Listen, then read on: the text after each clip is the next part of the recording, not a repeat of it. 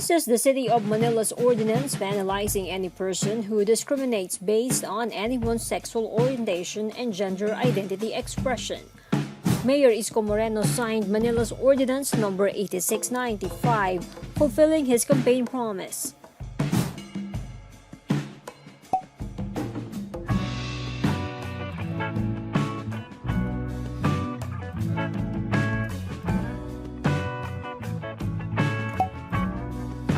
The ordinance gives protection to students.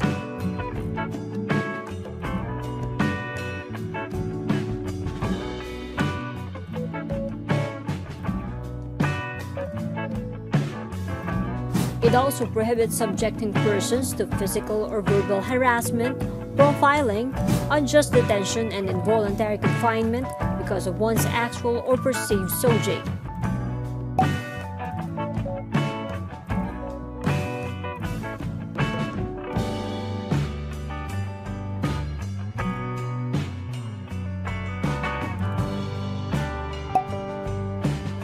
Violators may face the following penalties.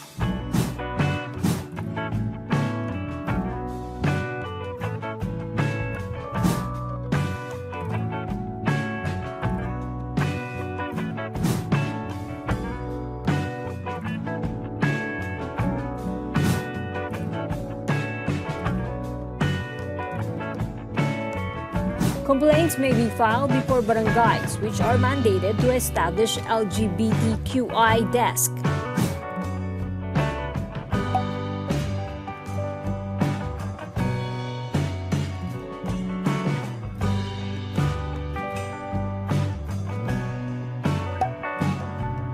The ordinance also mandates establishments in Manila to create gender-neutral toilets come 2023.